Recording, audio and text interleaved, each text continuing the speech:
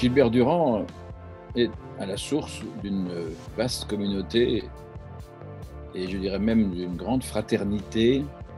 faite d'affinités électives qui lui doit depuis plus de 50 ans à la fois une révolution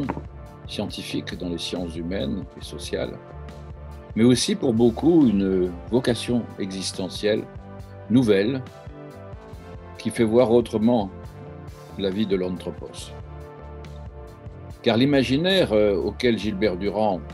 nous a initiés depuis son chef-d'œuvre inaugural des structures anthropologiques de l'imaginaire est devenu un véritable socle révélateur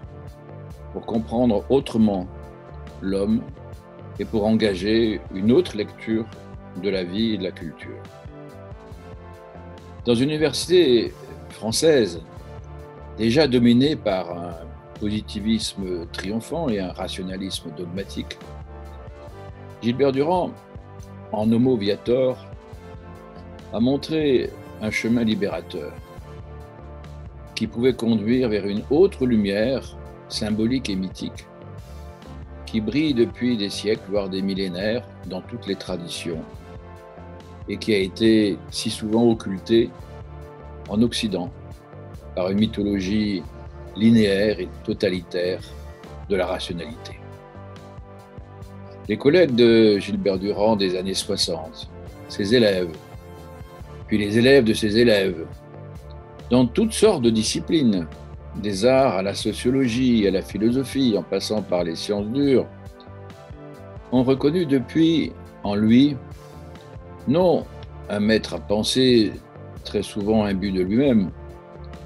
mais un véritable formateur d'intelligence, un conducteur d'âme, qui a aidé à subvertir les idéologies dominantes, unidimensionnelles, qui ont mené à tant de catastrophes intellectuelles depuis. Mais avant l'œuvre, il y a l'homme. Gilbert Durand savait user de toutes les facettes de sa psychologie profonde et toujours subtile. Célèbre pour son calme souriant et séducteur, visage du nocturne de l'imaginaire, il savait aussi user de colère rebelle,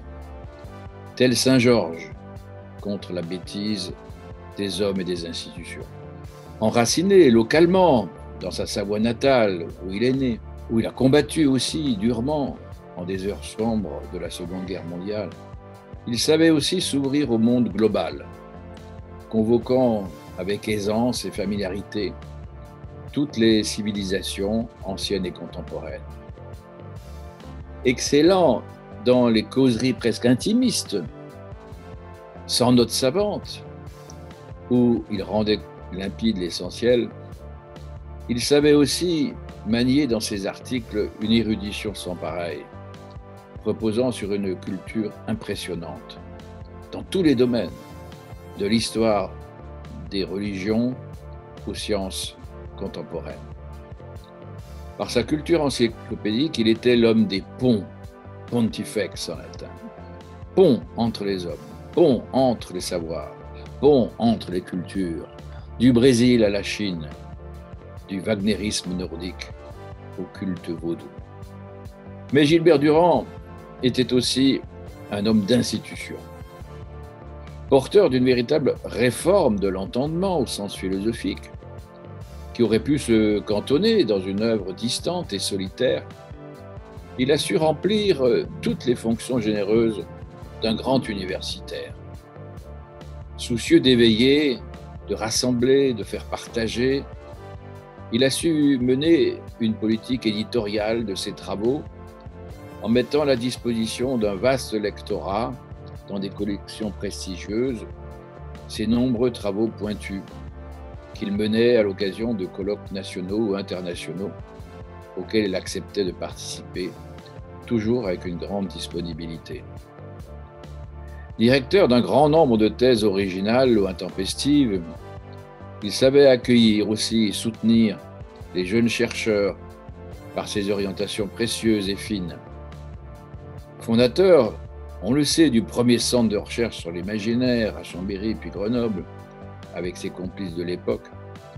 Il a toujours su mettre en pratique, bien avant la mode, une réelle pluridisciplinarité pour faire le tour de l'imaginaire anthropologique. Soucieux aussi d'inscrire dans la durée et dans la synergie des nouvelles méthodes et leurs résultats souvent à contre-courant, Gilbert Durand a su organiser des réseaux internationaux de recherche qui sont devenus un véritable archipel des imaginaires sur les 5 continents. Son œuvre aujourd'hui forme un corpus dense, polyphonique, allant des travaux sur la franc-maçonnerie jusqu'à la sociologie des profondeurs, en passant par l'esthétique des arts. Et tous ces travaux sont traduits en de nombreuses langues et étudiés par des cohortes de jeunes chercheurs dans les pays les plus divers. En fin de compte, je garderai de Gilbert en mémoire d'abord un regard malicieux, son sourire complice et amical, sa voix mélodieuse, ses cheveux ondoyants, ses habits qui alternaient le chasseur savoyard et le lettré chinois. Toujours attentif à chacun, toujours dévoué et encourageant, il a permis à plusieurs générations de trouver leur voie académique et leur voie intérieure, en les confirmant dans leurs intuitions, avec l'autorité d'un grand savant et d'un authentique initiateur.